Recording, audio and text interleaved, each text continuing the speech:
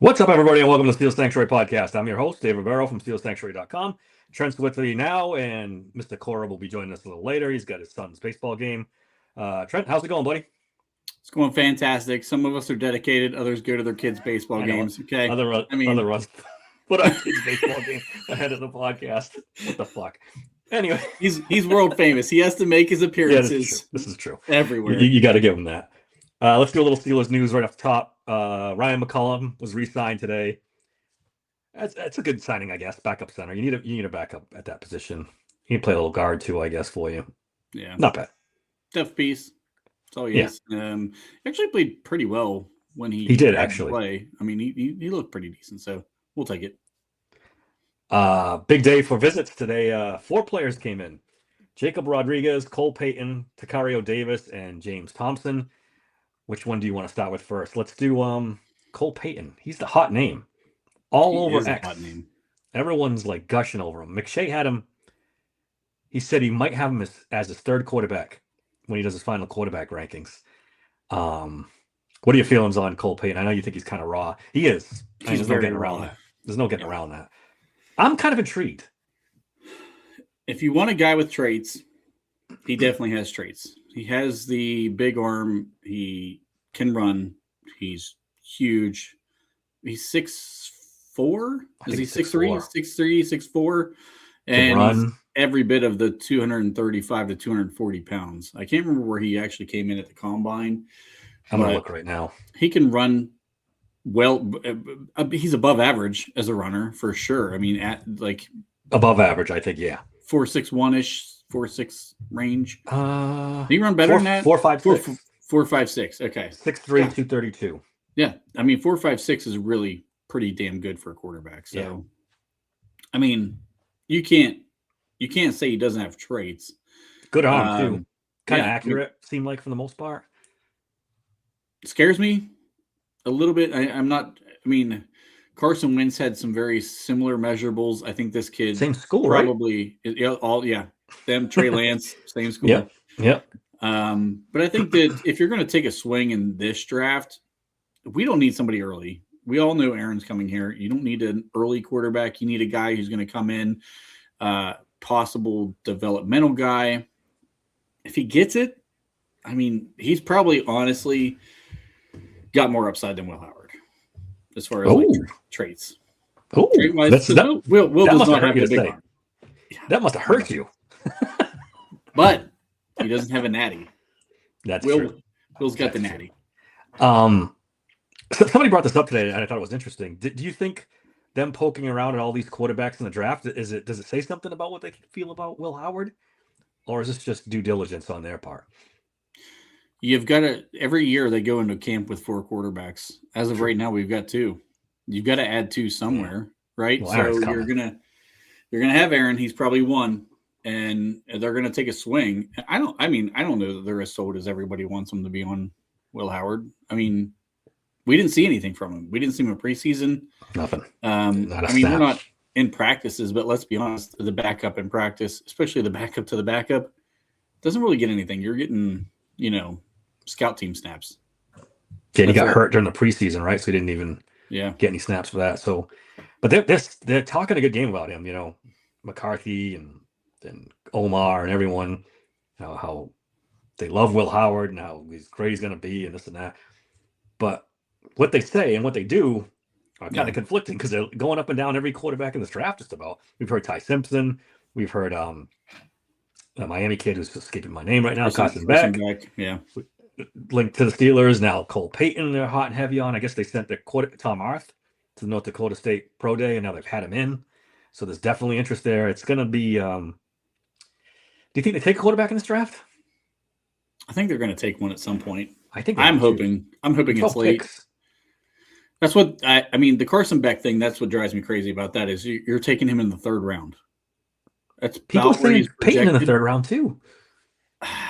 He's getting so crazy. It's just too rich for my blood. I don't want to go that high. I think I agree with you. I think that's too high. There's so many holes. Even though we've done we've filled enough in free agency to feel good about this year, but none of this is long term. Brisker is not long term. Jamel Dean's contract is not long term.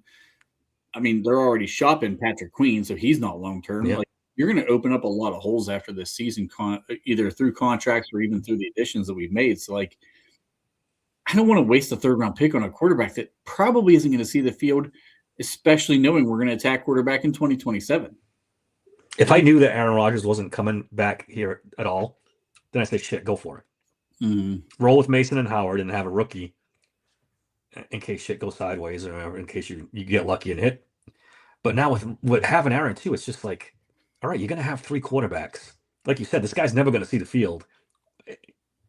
Or even, who's the odd guy out? Do you dare cut Mason Rudolph? Yeah. With Aaron being 43 years old and possibly, injured, then you're going to have to roll with Will Howard the rest of the season? What's the worst that can happen? I mean, What's the worst that can happen? Yeah, right. You lose some games and you end up in a top pick, or maybe you win some games and you got a guy and you didn't know you had him. Like, I mean, there's no downside to it. The team's probably not going to look at it that way. But if they have Aaron in the building, they can talk themselves into it. It doesn't matter who the backup is, even with his age. That's true. That's risky. Yeah. All right. Jacob Rodriguez. That's everyone's darling. Everyone's favorite right now. I know he's your favorite player in the draft. I like him too a lot. When he tested well at the combine, that was the last piece of the puzzle, right? Now he's just like. But we were talking just before we got on. He's in that no man's land. Late first, early second round pick. Do you take that guy at 21? Because you're not getting him at 50, whatever they are, 53. I think is the second round pick. I don't think he's going to be there. I know. He is actually trade up. He's definitely my favorite guy in this draft for sure. It's not even close. Like I said, I had him in the 3rd round, and I said if he tests really well at the combine, he's a first round for me. Yep. And I still think the consensus is he's going to be a fringe first. For me, he's a first round pick. I'd be fine taking him at 21. I don't know what you do with Patrick Queen and Peyton Wilson. That's the problem. You signed Holcomb. You could easily cut Malik Harrison. Definitely. But you didn't draft a first-round guy to be your 4th linebacker, right? Like, yeah. You're going to have to start, and you're going to have to make some business decisions here with, either Patrick Queen or Peyton Wilson. Somebody's out because that guy's starting. Yeah, that's the only way I see them drafting J-Rod is if they trade Patrick Queen before the draft. Yeah. Because otherwise, I guess he could start over Peyton Wilson. Yeah. I mean, that's not that big a deal. No, Peyton Wilson was a 3rd-round guy. He was the best linebacker in that class, honestly, but still a 3rd-round guy. You didn't put a ton of investment into him. He hasn't lit the world on fire either, where he's like irreplaceable, right? No. He's definitely a guy. Yeah, I mean, boy, dream scenario would be get somebody in the 1st, maybe trade up in the 2nd and get J-Rod, and then you're cooking. Yeah, for sure. Ione and then J-Rod. I flirted with the whole trade back thing, and I've seen a lot of people posting about trading back in the 1st round. I think it's going to be every year it's difficult. I think this one is really difficult. It's going to be really difficult because nobody.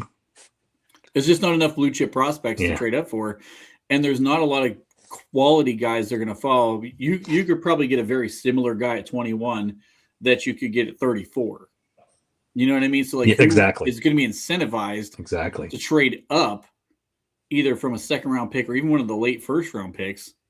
Like, I don't know that there's a lot of ammunition you're going to gain from that, where you could then, even if you trade back, you still get your pick in the late 1st round, or if you acquire a 2nd round pick where you can really trade up heavily, we're going to probably give up some capital, which is fine. We got 12 picks, but yeah, I feel like we're going to be taking a different approach in round 1, and then see if we try to trade up for J-Rod in round 2, if that's what they're looking at. That's the only way, I think, is if you got to draft him 21 or trade up. That's the thing. Tacario Davis, big, long corner. We know that's the style they like. He's even taller than JPJ. He is. 6'4". They've looked at both Washington corners, Price Sock there and Tacario Davis. So and that's weird for them because they don't usually do the Pac-10 guys too much. It's not Pac-10 anymore. It's Big Ten, but you know what I mean. Yeah. Welcome, Greg. Thank you. he ran pretty well too, right? Didn't he run early 4.4s? Let me look him up real quick. Mm-hmm. He ran. I think he was a 4.41 type of guy. Let's see. I got it right here. I got his numbers: 6'3" and 7/8, 194, 4.41 40. Yeah. 33 and almost 34-inch arms. 34-inch arms for a corner. That's crazy. That's ridiculous. It's crazy. That's defensive line length. It really is. That's what Steelers look like for their defensive linemen. That's what they look for. 34-inch arms. It's insane. That's crazy, right?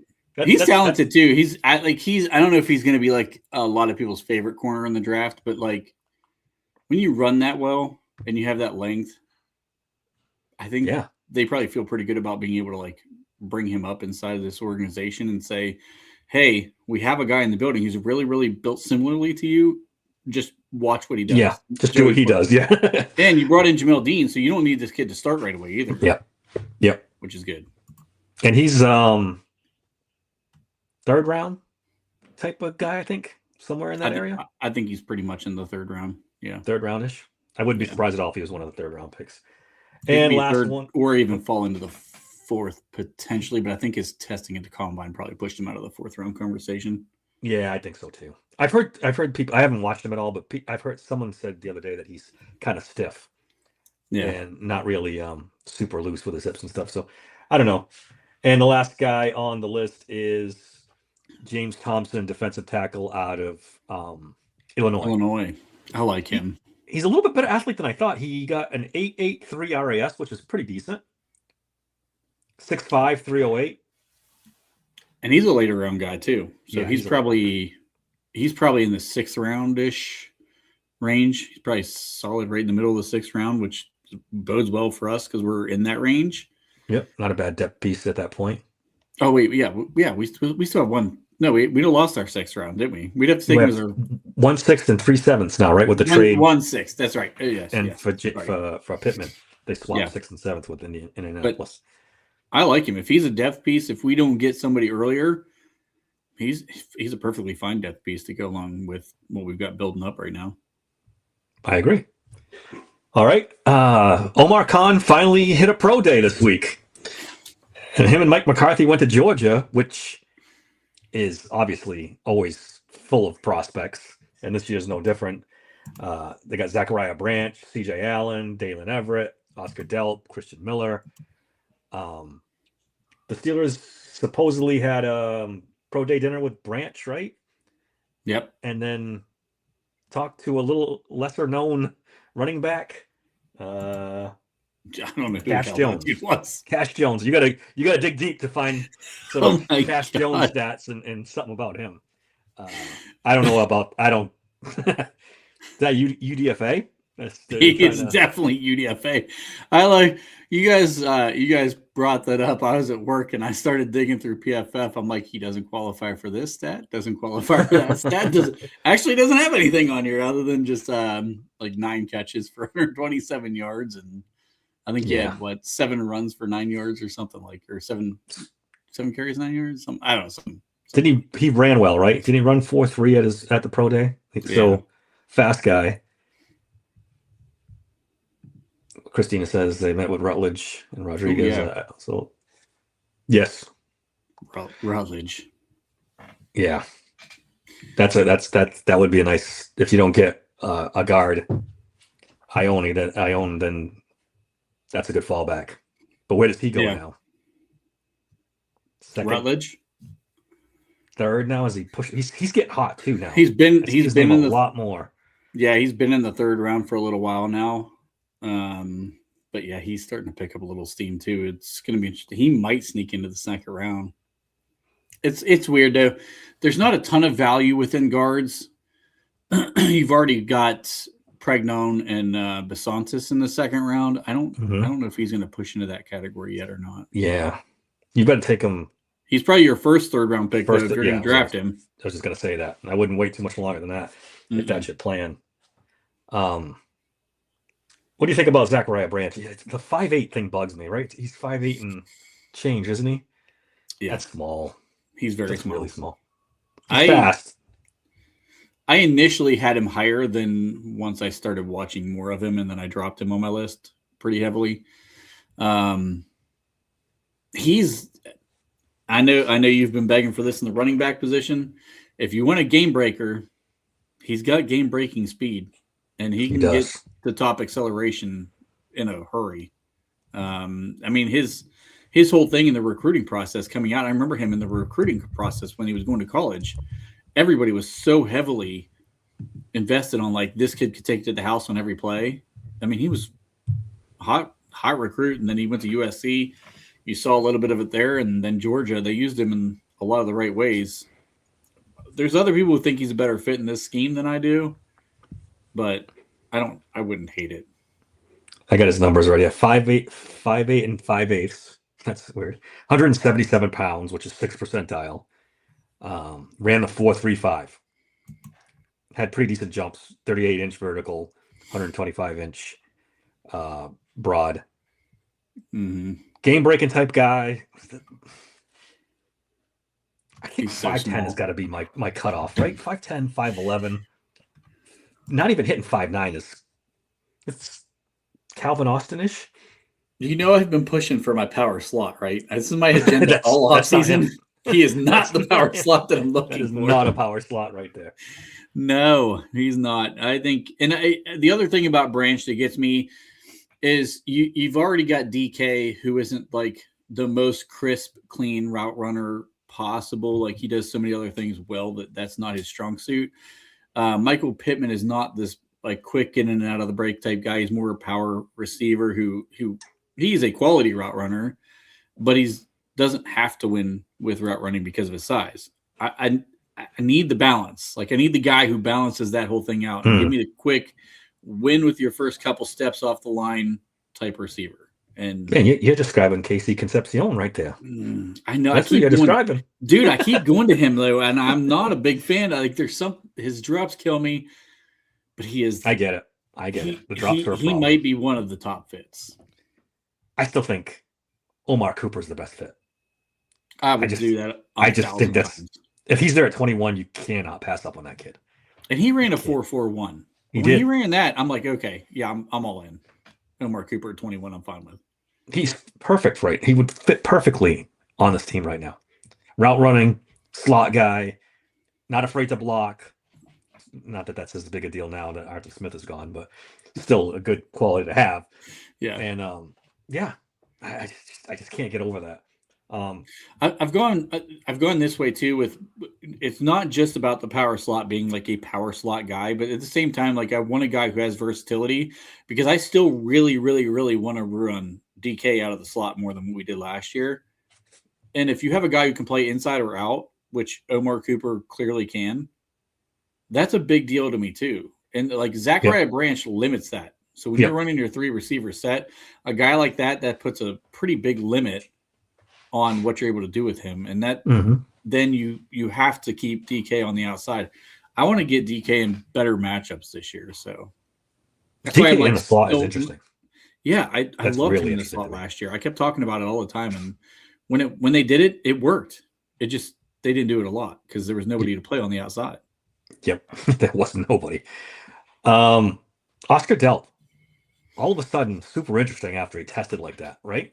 Yeah, that's a guy. And he's not a small dude, right? He's like 250, right? Let me look him up real quick. I think it was 245 when I looked up.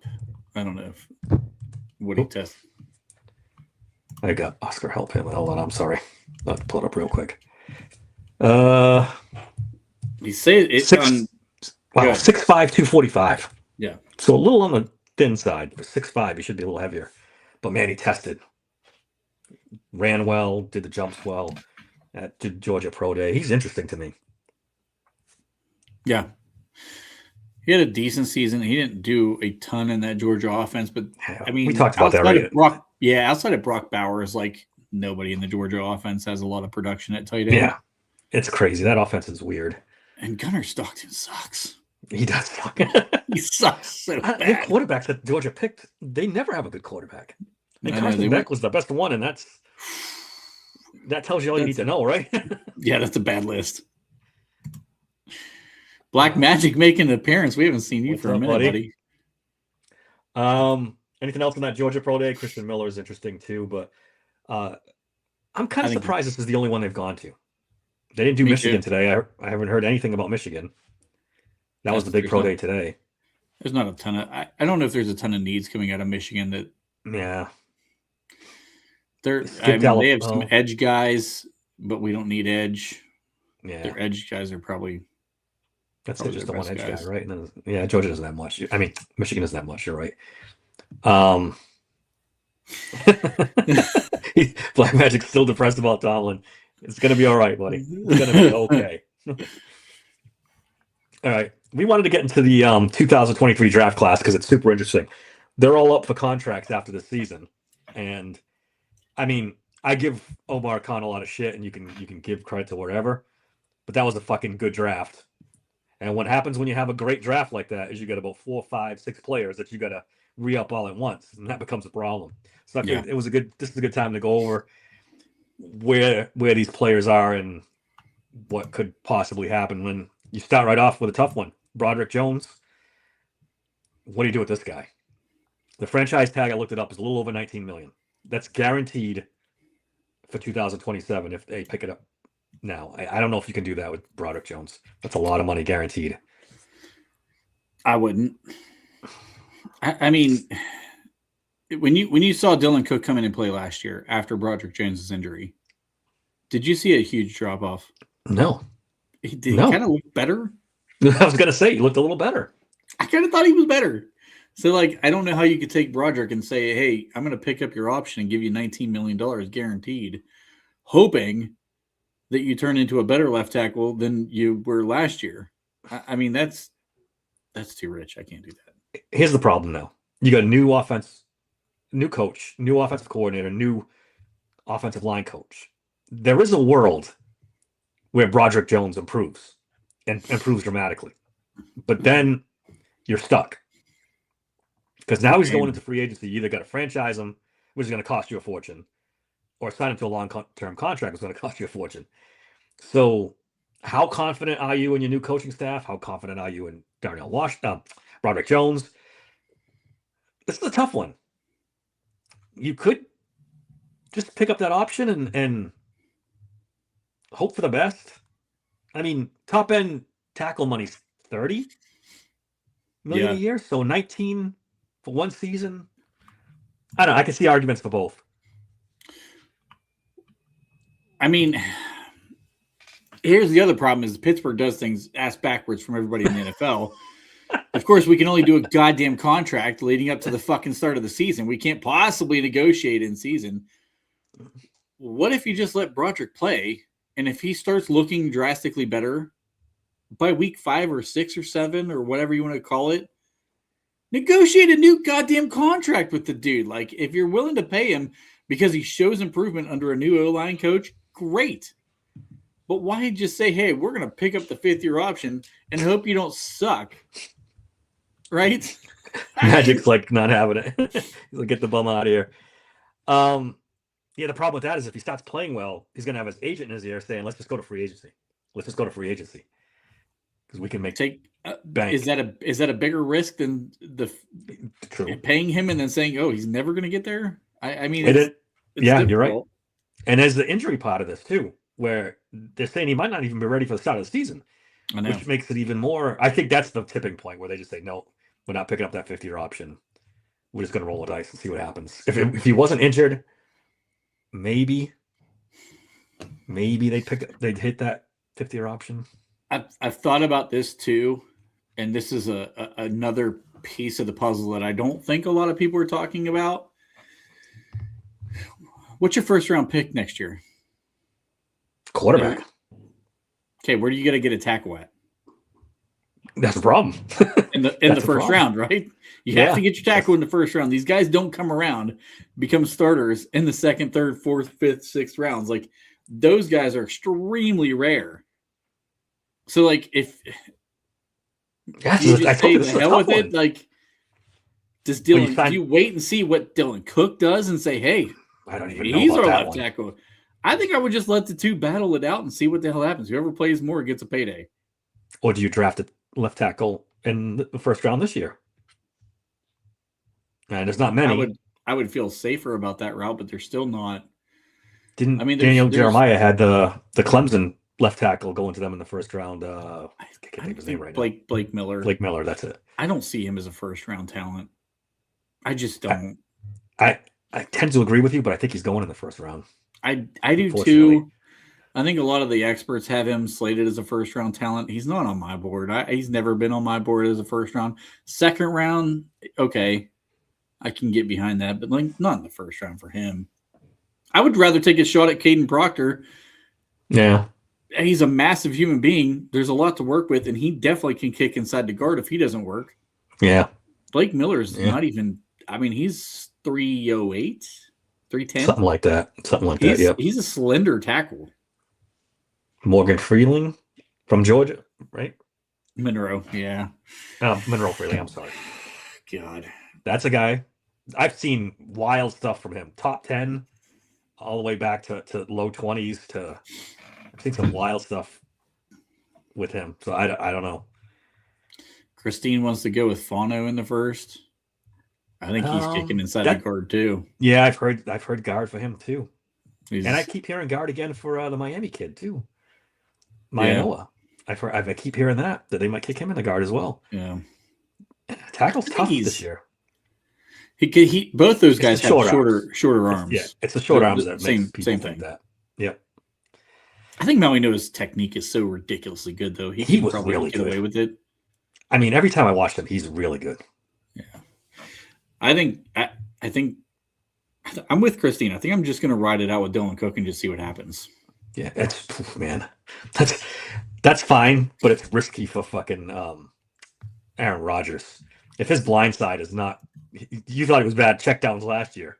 You haven't seen nothing yet. He's going to be throwing underhand behind his back to get rid of that ball. That's a scary thought. All right, let's move on to the easy one, JPJ. He's getting the contract this summer. He's getting the bag. That's done and then. Now, I was looking at the contracts. The top guys are just over 30 million, like 31-ish for a couple of top guys. What do you think he falls? Like 28, 29? Or you think he surpasses those guys? You think he goes past that? Oof. Now, it's only 1 year. I don't know about good production out of JPJ. I don't know about surpassing it, but he's going to be in the I would not. I've said this last time we talked about this. I don't think it's even a question. He's getting 30 million. Yeah, he's going to go top. Like, what's it? 31 and a half is the top? I think 31-ish when I was looking at it. Yeah. Okay. When I wrote my piece about this on Steel Sanctuary, I said 28 to 30 in that range. This is kind of he's getting a contract. It's just how much it's going to come in at. Yeah. There's no doubt. He's getting I would say he's probably getting a 4-year deal. Yeah. We're going to lock him up long term. So you're looking at 4 years.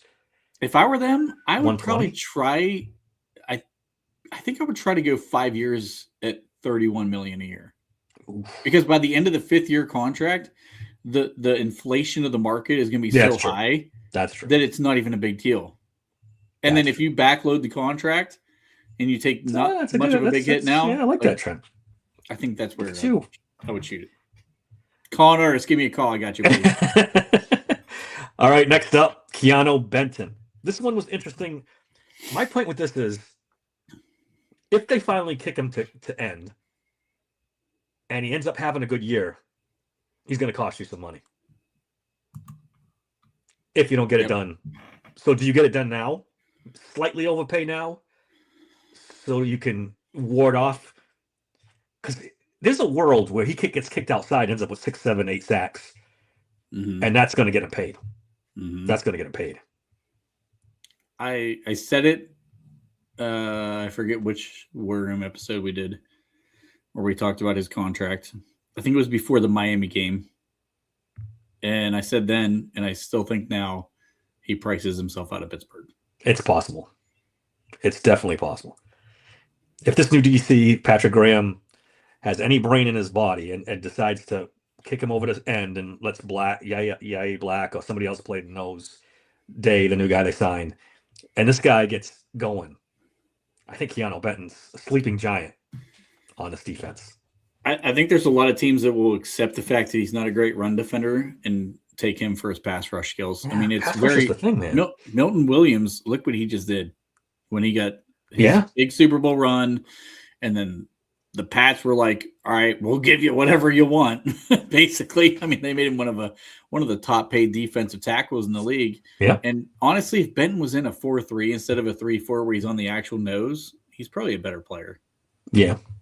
Or if we move him to 3 tech, he's definitely going to play a lot better as a 3 tech than where he's at right now. So, yeah, I could see some 4-3 teams saying, "Well, we could get something here if we put him in our system."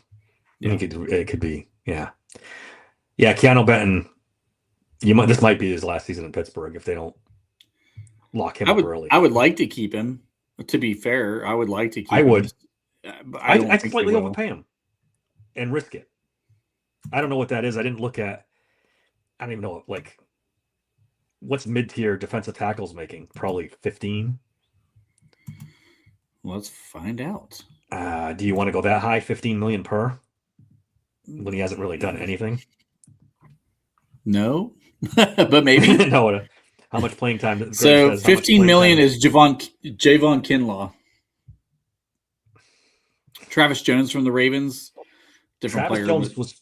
How much is he getting? He's getting 14 or 13 and a half. What's up, Dave? Hello. Dave's made it. We're talking about Keanu Benton and what kind of contract he might get. All right, here's an interesting comp. Okay, give it to me. Ed Oliver is making $17 million a year. Very similar players, both better pass rushers than run defenders. But Ed Oliver was a first-round pick, though, right? He was a first-round pick. Yeah. But if you look at the production level between the two, is it similar? He finishes the sacks, where right now Benton hasn't, but he's playing a defensive tackle in not straight up nose. So yeah, that's a big difference. I don't know. He's getting 17. He's getting 17 a year. Do you think you could lock him up for if you went to him right now and said, "We'll give you 3 years, $10 million a year"? Would he jump at that? What, Ben? His agent's probably going to say, "Fuck that." Yeah, his agent will say no. Yeah, we were talking, Dave, that if Patrick Graham moved him to, end instead of playing the nose, and he has a big season, he's going to price himself out of Pittsburgh. Yeah. And I was telling Trent, I think he could get 7-8 sacks playing end, and then that's see you later. That's where we say bye, Cam. See ya. Yeah, you could do that too. You could do that too. Ride that motherfucker till the wheels fall off. You do not get rid of Cam Hayward. I've been banging that drum for 3 years. He's a bum. I can't even. What the hell just happened? Corvus coming out the gates. DMC3 has coming arrived. Out hot. Can I just say to my fans, sorry I was late, but got to be there for the kids. So, speaking of that, Darrell Jackson was a favorite. I didn't see this question when you threw that up there. Yeah, I was about to read it when Dave came on. How much playing time does Benton get between Cam and Hunt? Is a great question, but they could rotate and get him plenty of snaps. It is a purple joke drank. Here. I am just joking. It's all a joke. It is a joke. Why the hell did you get rid of Cam? He's drinking dark liquor. Well, I kind of wish I was, but all right. I can make an argument for how Benton gets playing time with Cam and Harmon. Yeah, there's plenty of snaps there to rotate around. Yes, and because let's be honest, Wyatt Black doesn't see a single snap at end. I don't care what they think about him. He should be nose only. That dude 100%. Should be a nose. You freaking teach that guy 100%. How to keep your goddamn shoulder pad level down. And I would. You ever see that drill where they have the bar that runs straight across and they have to go under the bar? That motherfucker never leaves that thing the entire spring. Okay, I mean, if you're 6'6", you're going under that bar for the rest of your life. The question is he ever going to learn that? Because he's not a young guy. I mean, I know it's only his second year in the league, but this has been a knock on him through college and through his first year in the pros. It's like, when does he learn? Maybe he never learns. Who knows? It's his setup, though. His setup is what's it.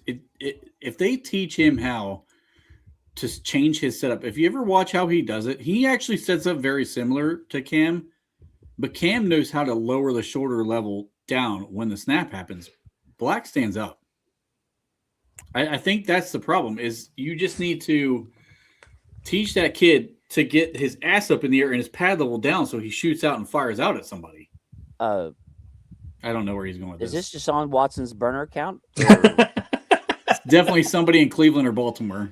I mean, maybe Justin Tucker slipped in. Oh, yeah, maybe. Oh, Maybe. shit. All right, let's move on to Darnell Washington. Ooh. He already got – didn't he get paid? No, he doesn't have a new contract, does he? I don't think so. Did I miss something? They were talking about him. Thanks for Kenneth Walker. What's going on? This isn't a Seattle. This is the Steelers. Can you not read? Check behind me anywhere. Literally anywhere on the wall. We did not have Kenneth Walker. I don't know what you're doing 135 seconds. Maybe Gainwell. Kenny Gainwell, maybe. Did you find out if sorry, I got distracted. I don't believe he's got a contract.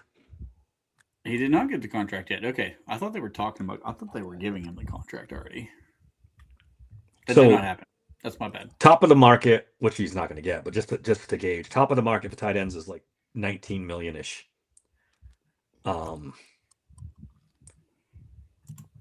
This one's a tough one. I keep saying that. These are all tough. So what are we doing? We're saying yay or nay, or what are we? No, we're just trying to figure out. Yeah, well, all of it. If you think he's going to get a contract, well, how much is it going to be? Who did I miss so far? Just to recap. Broderick Jones. We go in an order of the draft. Fuck no. Moving on. Yep. JPJ. We said he's going to get done this summer. Yeah, I would hope. And then you came in for Keanu Benton, and now we're doing Darnell. All right, I missed too much. All right. I think they're going to pay Washington. Pay him what though?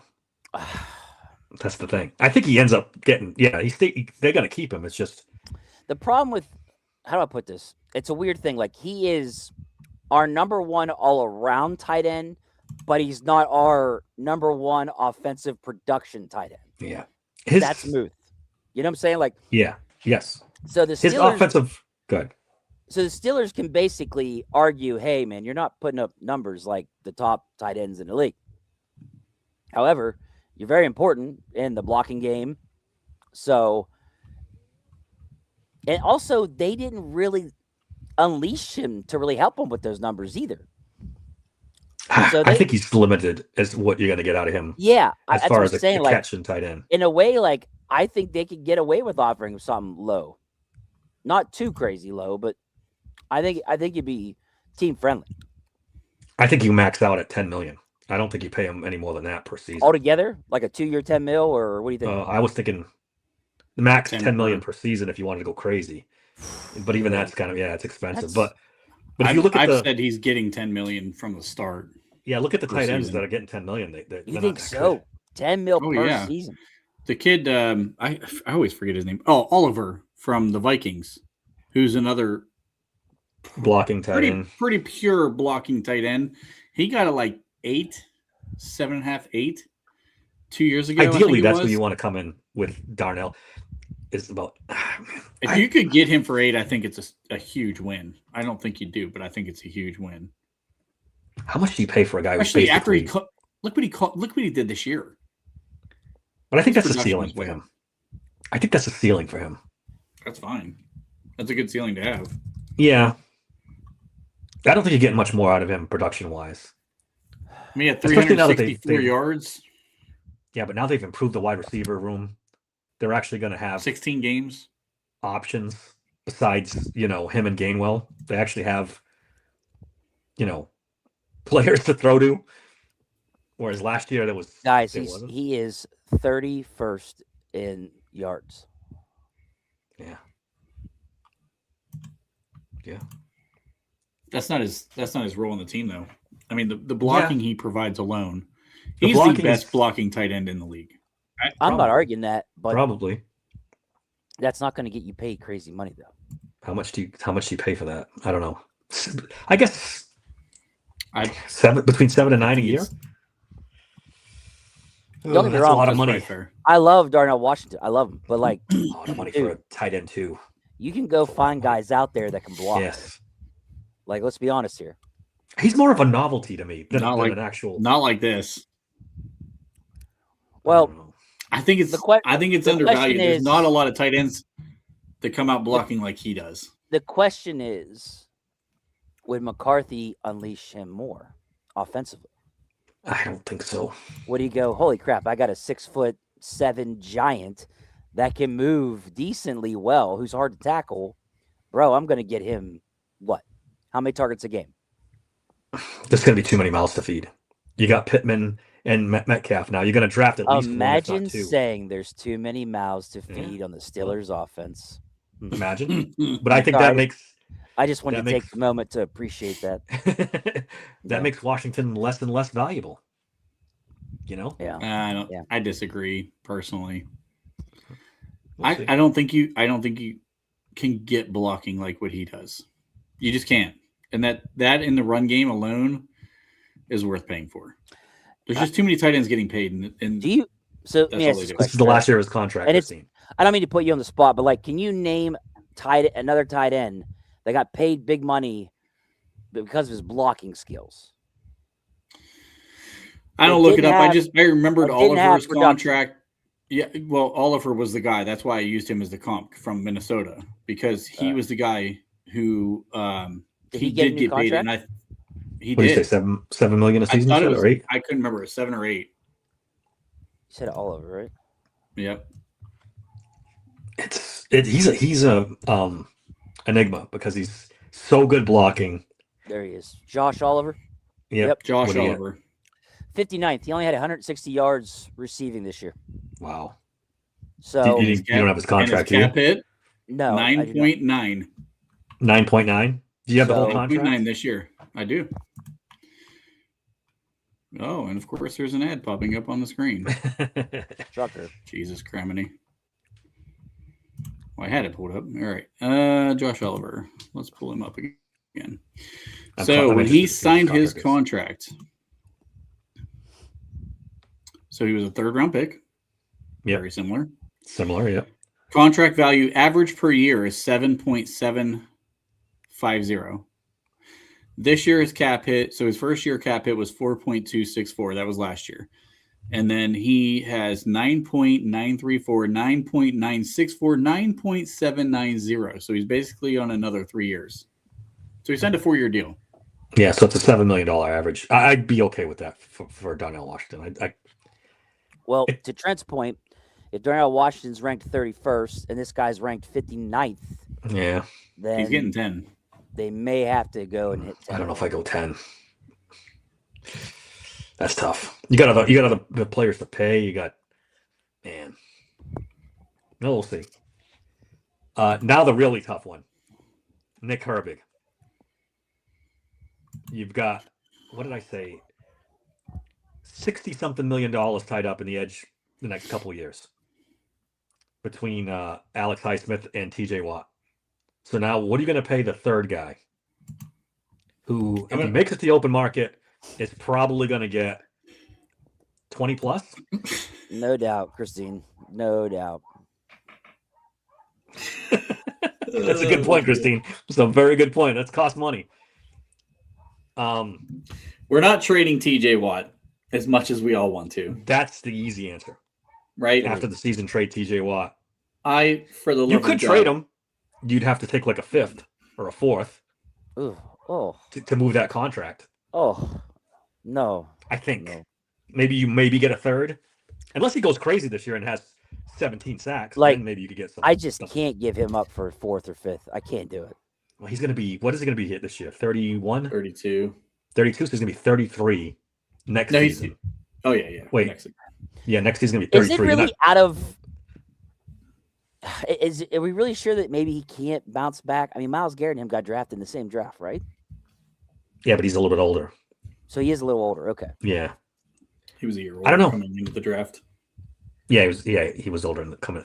I think we've definitely seen the best years of TJ Watt. He's never getting to the high teens anymore.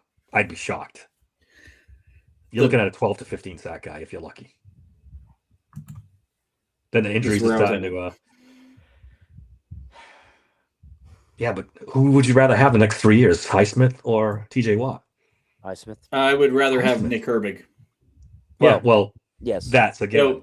So that's where I'm at. If I would rather have Nick Herbig over the other two guys, Highsmith is the logical answer to trade, and I've been saying that for 2 years. Now he played out of his mind down the stretch last season. Like he was very good. Out of his mind. Very good. He's also very injury prone. He is. Herbig has been too, to be fair. But yeah, and that's the other question you have to ask yourself. Can Herbig hold up for 17 games on the edge playing big time starter snaps at his size? Because he's a smaller edge. What if we could pay Herbig a similarly based contract to what we pay Highsmith right now? 15 a year? And keep it. If I'm Herbig's agent, I'm like, no. Nope. I wouldn't either. Try again. Just saying, what if you could get this kid to agree to 15? Well, even if you go up to 18 a year right now because of the difference in the, I mean, Alex signed this 3 years. This is 3 years ago now at this point when he signed his deal. If you can sign him to 18 a year, I would keep that kid and I would still run a rotation with he and Jack Sawyer. Yeah, you might have to do that. Couple early down stuff, Sawyer gets some reps and make Herbig just a straight pass rush specialist. I'm fine with that. That might have to be an option. But then you're going into draft and you're gonna have to draft another edge at some point to be behind TJ for when his wheels fall off. Because to me, that's not far away. I would take that kid out of Wyoming. Or was it no. Western Michigan? Yeah, Western Michigan. That Domne. I know who you're talking about. I can't. Had like 16 goddamn sacks last year. Well, but when I brought up drafting an edge a couple weeks ago, you guys were like, no edge. Well, I mean, we're talking. I don't want to draft an edge right now, but if you do trade somebody, then yeah. And Domne Tucker, that's the guy I was thinking of. Wow. Do you know this guy? Domne Tucker? He's Western Michigan. I just told you he's a speed rusher. No. The guy on the he's talking about fuckface who's talking to you. Oh, I'm not paying attention to him. He's a Browns fan. It's the Browns fan. What are you doing in the Steelers podcast? Enjoy another season of Deshaun Watson. Yeah. Okay. Yeah. And they just redid his contract again, so you're stuck with him. You guys are in your own little world. Get the hell out of here. You enjoy it. We feel sorry for you. You took 2 quarterbacks last year. You guys might draft another 2 this year. You're going to have 12 quarterbacks on the fucking roster, paying one of them all of the money. If I was running the Steelers, go for it. Anyways, go ahead. If I was running the Steelers, I'd be peddling TJ at the draft. Yeah. What are you going to give me? Yeah. Can I get a second? Can I get a second? Can I get a 27 second? 27 pick. Yeah. 27 first, 27 second. Oh, let's talk. Dude. If they got a 27 first for TJ Watt, this is all I'm going to say. You don't think like a team like the Commanders wouldn't jump at that? Who think they got a chance and they need defensive players? What about like the Bears? They think they do. I said, do they have a chance? Do they have a chance? They think they do. Commanders. What about the Bears who lost out on all the Trey Hendrickson and all the other edge rushers they were trying to get? They wouldn't give you a first and 27 for TJ Watt? I think they might. For 27, I could see it happen. 49ers, always looking for edge rushers. They don't care if they're old. They grab edge rushers all the time. Yeah. So, man, that's what I would do. And then lock up Herbig long term. Done and done. But I'd be fine with that. Rooney's not doing it. No. Didn't we have this talk, Christine? Don't tell us what could and could happen, okay? Let us have fun. Yeah, let us dream for a minute. Let us dream for a minute, and then we'll get back to reality. Hypothesize, if you will. So Herbig plays out the season, ends up with 11 sacks. I'm going to be pissed. And it's going to cost you $25 to $30 million. I'm taking it. Get rid of Alex.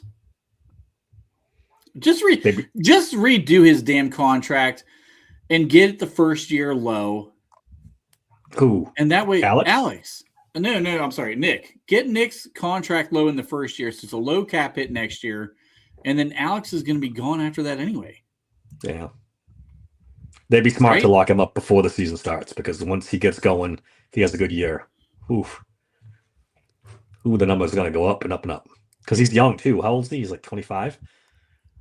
Yeah.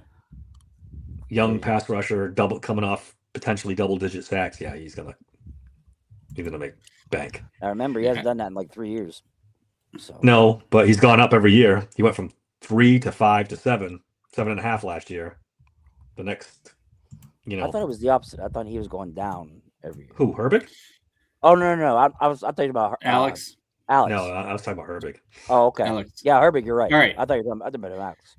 Alex is signed through 2027, but he's only got a $5.6 million dead cap hit in 2027. Sign Herbig now. Get rid of Alex at the end of the season. I hate that. I hate getting rid of the better player just because you have to. Because the better player? Not the better player. Not better player, but the long-term better player. What? Herbig's the long-term better player. He's younger. Oh, he's Herbig more explosive off the edge. Between Highsmith That's what I'm saying. And TJ. You're talking about between. Okay, yeah, I got you. Yeah. I mean, you got to live with it. You know they're not getting rid of TJ. Yeah, I know they're not. That contract's we're bottlenecked. Yep. All right. Then we got Corey Trice. That's an easy one. He'd be lucky to make the 53-man roster this year. Never mind talking about another contract. That's not happening. And then another interesting one, Spencer Anderson. What if Spencer Anderson is a starting left guard this year and does halfway decent? I'm not going to talk another guy making pretty good money. It's possible. It's not likely. It's possible. What do you do with him? Do you just let it ride? Do you try to sneak him in with a quick one?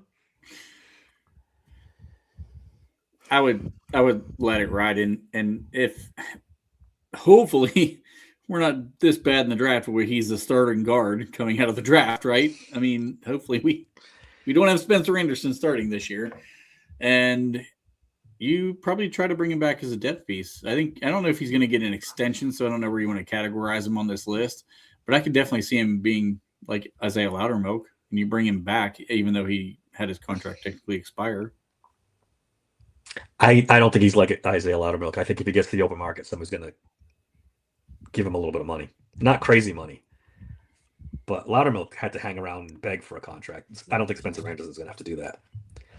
I think he's going to be... The offensive linemen are tough to come by. And he played acceptable football when he was asked to. Yeah. You know, those guys, you know. Quality backup. Yeah. And, you know, put some good reps out there when they asked him. Christine said there is no way that he'll be starting. Okay.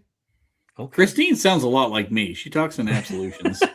I like you, Christine. I would absolutely no fucking chance in hell he's starting. I wouldn't say no way. Somebody. I wouldn't say no way. We don't know what the hell's going on. Could he get the Nate Herbig deal though at 2 years and $8 million? Or what did he get? What did he get when he was here? Because he got. That's what I was thinking. He got like almost 80 a year. 2 for 10, 2 for 12. See if he'll stick around. Yeah, I wouldn't mind that. You know, he can play center, both guards, even some tackle. That's a guy you want to keep around. All right, let's see. It's there's a lot of tough decisions in this coming thing. It's not. Somebody finally noticed my Yins hat. Finally, he's not. Being I'm sorry, nice Dave. I meant to. That's okay. Mention it today because I know you were upset. No one saw it the last time. Well, apparently that's why I live in my parents' basement. You do. I could have sworn. What is this guy? I came home Who from is this guy? Kids' ball game, fan. But apparently I live in the what gave it away? My gun cabinet? Yeah, just look behind you and tell him to come and funk around and find out. See, this gun cabinet here means that I can afford guns, which means I probably don't live in my parents' basement. You fucking dumbass. Jesus All right. Anyways, moving on. Let's talk about the free agent contracts that they signed this year. This is all right. Two Omar Khan compliments in one podcast. That's all you're getting out of me. Holy fuck. For the rest of the year. Just so you guys know. He did a terrific job with the contract. Not a surprise because he's a cap guy by trade. And he did a great job with these contracts. Start with Rico Dowdle. 2 years, 12.25 million. $5 million signing bonus, 1.25 this year, and $6 million next year. See, essentially a 1 year deal, because they can cut him next year and be done with it. It's a great contract. The $5 million signing bonus means it's a $3 million and change cap hit this year. Can we all agree he's running back one?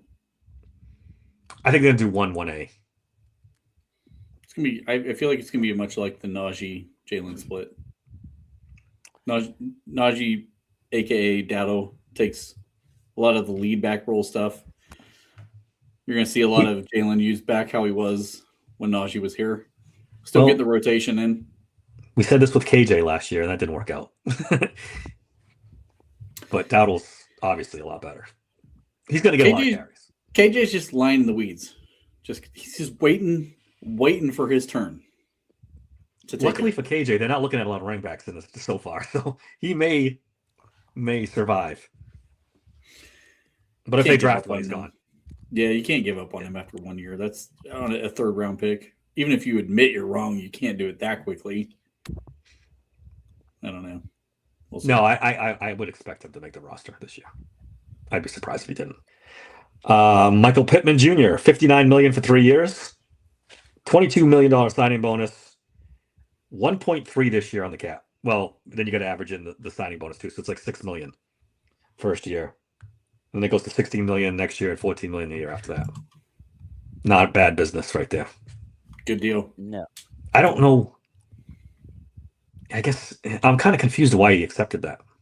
Does it make you like the trade more? I didn't dislike the trade. Yeah, I know, but you were not. I just want to temper expectations about it. You know, he's okay. What's up, Summer? Welcome to the show. Yeah, it's good. It's good. It's a good player. It's a great deal. And with all these contracts, they're all like, there's not a lot of dead cap after this year, which is kind of weird. Is he going to move off all three of these guys after 26 and just call it a day? Well, yeah. I mean, this goes back to what we talked about. The contracts are kind of written.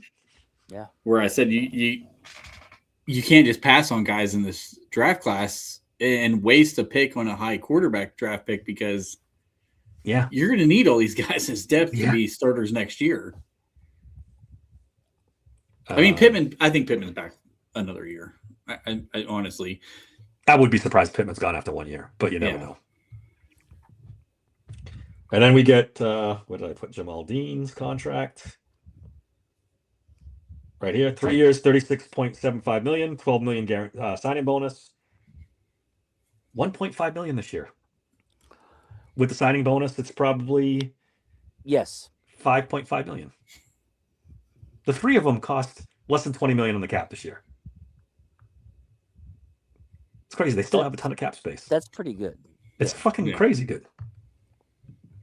If there's anything Con was always going to be good at, it's working the numbers. Yeah. We thought they were in big trouble with salary cap. They're not. They can afford Aaron Rodgers and the draft and be fine. Yeah. Yeah, I think they're in good shape right now, honestly. I mean, they don't have to do any right now over the cap has us sitting at $27 million in team cap space.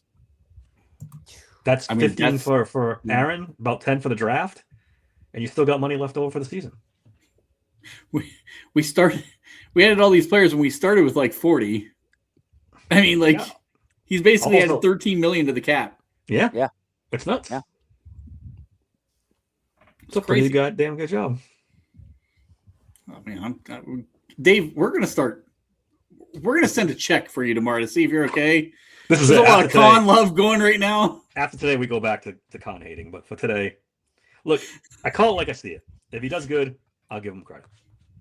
Yeah. If he signs a bunch of mid players and we end up 9 and whatever this year, 9-8, which is probably what's going to happen, we'll just start taking shots again. The Browns guy loved Rocky Bleier. All right. Good sorry. choice. Christine is a fan of the trade. Did I ever tell you guys I got to meet Rocky Bleier and I got to hold all 4 of his rings? Did you really? Yeah. That's pretty amazing. Yeah. That's awesome. Yeah, if I ever find the picture, I'll send it to you guys. Pretty cool. I feel like we need to hear this story though. How did this happen? Yeah, how did you? I was at a military training school, and he was the guest speaker. And then he showed up to give us his whole story. It was amazing. Sorry. And like he literally let everyone take turns wearing his rings, took pictures with us, I had a little Steelers helmet. He signed it for me. Awesome. Dude's awesome. His story is incredible. Yeah, his story is ridiculous. It really is. Yeah. It's funny because, Cord, we're about an hour and a half from each other, roughly, on the other sides of Pittsburgh. Mel Blunt used to come speak at my high school. No shit. Yeah. Oh, that's pretty wild. Like he would speak to every senior class on the way out as one of the guest speakers. So that was pretty actually really cool. And did he go to Yale High School? No, right? No. No, I'm from Ohio, dude. He just like, I don't remember how he ended up down there. Somebody had a connection to somebody who knew him. Oh, wow. And they were able to get him to come down and do guest speaking. And, dude, first of all, does not look like a fucking corner in the NFL. He's a monster. Yeah. Like, he's a massive human being. So yeah, I'm like, wait a minute. I'm not old enough to have seen you play, but you did play corner, right? Because you look like you were probably a defensive end. Yeah, he's a big dude. Yeah, he's huge, but he was super nice too. He was a great dude.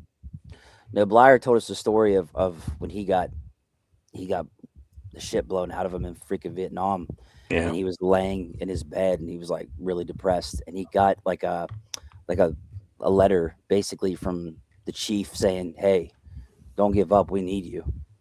And he said that was it. As soon as he got that letter, he was so motivated to get back to them that he never. It's a crazy story.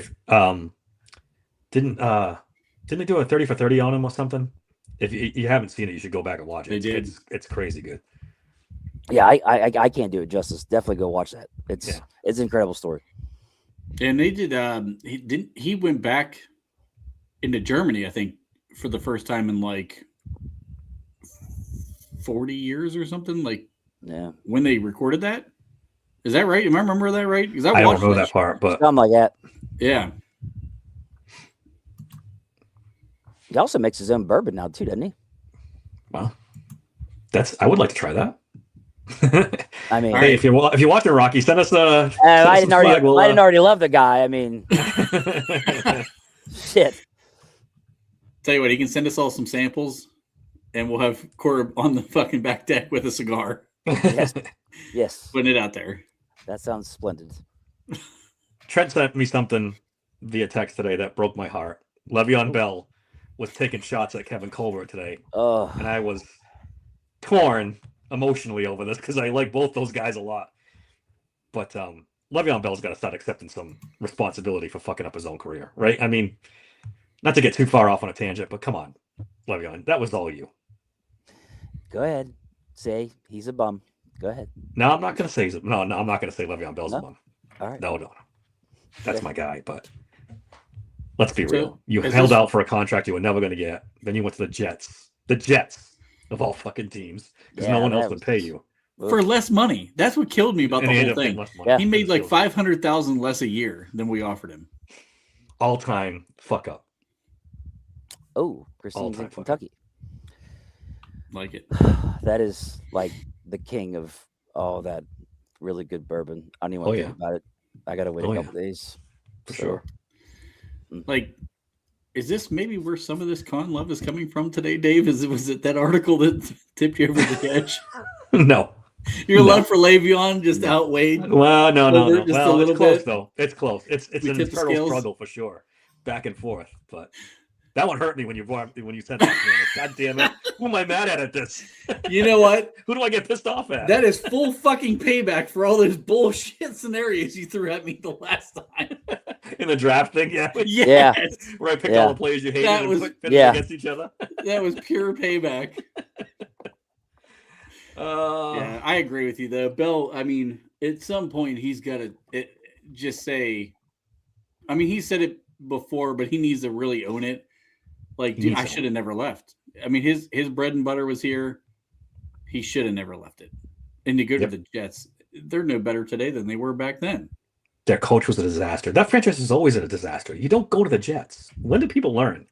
You just don't go there. But considering who the coach was, it was he was a crazy guy that sat there and was staring up at the ceiling with the googly eyes. Was that Adam Gase? Is that who? Yeah, Adam Gase. Yes. You're sitting there. You're like, now, what? I think. What the fuck is he looking at? He was all like, I was just like, what in the world? He did admit he fucked up at one point, but now in this latest article, he's throwing on Kevin Colbert. Yeah. It's like, bro. He was like the Mike McDaniel before Mike McDaniel came along. Yeah. Worse. Adam Gase. Yeah, worse than Mike McDaniel. He's a freaking Fruit Loop. Well, McDaniel just, I don't know, that guy, he goes full retard whenever they lose a game. It's just he's another one. I don't understand. He's in a good spot though now, being an OC. He can't even speak English. Like you're like, what was that? Like, did you guys see CeeDee Lamb talking about Mike McCarthy? Yes, gushing, glowing. Mike McCarthy. Holy smokes! Now, holy smokes! Hold on, I feel like we could probably work something out here. All right, as far as what? Dallas wants to keep George. Yeah, let's do that. Okay, let's do that. All right, we will send you. I mean, we'll even throw in some plane tickets into this, probably just to sweeten the pot a little. Patrick Queen. Here's Patrick Queen for CeeDee Lamb. Straight up. Jesus Christ. Who says no? Right? Who says no? Oh my God. I mean, Jerry Jones is like 95. Maybe he'll go for it, but short of that, I don't know. You can pay George Pickens as much as you fucking want. Don't even tease me with CeeDee Lamb. That would be crazy. That would be crazy. CeeDee Lamb for Patrick Queen and a first. Yeah. Is probably where you're at. Well, CeeDee Lamb for Patrick Queen and what? And a first. Yeah, probably where you're at with that contract. They're not moving CeeDee Lamb.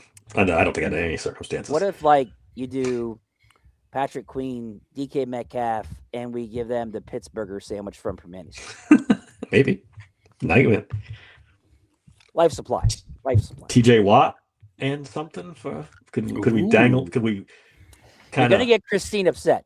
Show him that shiny little toy. Don't bring up Watt. Gets upset. Starts yelling at us in chat. Don't get her upset. Okay. Yeah, this is a good one too. That Minka looked like a POW talking. Who felt worse during that presser, Colin or Minka? That's what I want to know. POW. That's what he looked like, bro. They're like read the card. Read the card, Minka. So your kids get it. My dude looked like John McCain in Vietnam in 1965 or whatever. And look, he's got nobody to blame but himself too. He signed the contract. He did. And he's got nobody to blame. I don't want to be here, but I'm here. You can see Jane Fonda standing behind him in the back. That's a classic case that they took the money. That's an old Vietnam thing with the prisoners of war. For those that are, Dave, you should understand that one. Which I didn't hear it. What did you say? The Jane Fonda was standing behind Minka. Oh my God, yeah. Oh my God, yeah.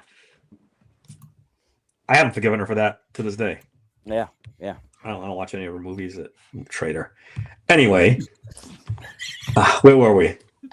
That's what I was trying to get from out Nicholas of Fitzpatrick to Jane Fonda.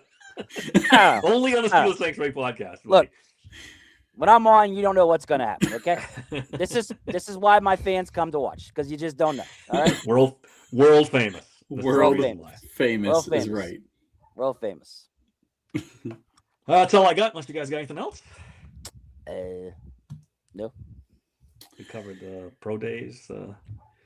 Trent, you got anything? You look like you're I think we're good. We have a 2:30 show coming up tomorrow. Yes, with Jeff Hartman. Jeff Hartman. No Jeff Hartman is coming on. I double checked and confirmed with him again today. Don't miss that. We'll probably have a good 30 to 40 minutes with him. And then are we doing the draft show on Sunday? Yep. Yeah. We'll be back Sunday. Trent's going solo with Hartman tomorrow. And then the three of us will be back on Sunday night. I'll try to hop on the chat when I get home from work, Trent. I don't know what time that'll be, but I'll try to hop on the chat. I'll be in the middle of work, so I won't be able to even get in the chat. That's cool though. That's a good get. That'll be fun. Oh yeah. Oh, you gonna say something? No. Let me see, Jake. They're still going about Jane Fonda. We threw him for a loop for that one, buddy. Yeah. They can look it up. What is this one? I'm stuck with signed Pickens jersey. Oh my let's not talk about George Pickens, okay? Let's not do that tonight. All right. He's a bum. All right, good. If you want to get rid of that, send it my way. I'll take it. I'll wear it proudly. Oh, you would too. You definitely would. Is there anything you want to address, Dave? Or no? What's that? Nothing. Speaking of that, since you brought it up, Dave, I think most people have noticed, and if you haven't, Bob's no longer with the podcast. Bob did a lot for the podcast. He worked really hard at it. There's no hard feelings between us. It didn't work out. If you guys were watching Monday, we kind of had a little blowout, but that one's been a long time coming. And we just kind of grew apart as the months went by. He had takes going opposite from where we were, and we found it hard to work together, basically. So he decided to take a hiatus, and we decided that was a good idea and maybe permanent. So again, no hard feelings. Bob's a good guy overall. Just didn't work out. Hopefully you guys will keep watching. We'll keep pumping out good stuff. I'm working on getting someone, a guest for next week, which will be pretty cool if I can nail it down. And we've got Zach for Monday too. Zachary Smith for Monday. Smith's coming Monday. That's one of our favorite guests. He's a lot of fun. Obviously, we all know him from the 412 and all that stuff. All right. Until next, you guys in the chat, thanks a lot. As always, you guys were great again tonight. We come to expect that all the time. Don't forget to hit that subscribe button if you haven't. Like it for us. All those things help us with the algorithm with YouTube. Until next time, thanks for listening to Stay Sanctuary Podcast. Just like that, I left everything. I dropped out of high school. See ya! I said goodbye to my girlfriend. See ya! And I left my family.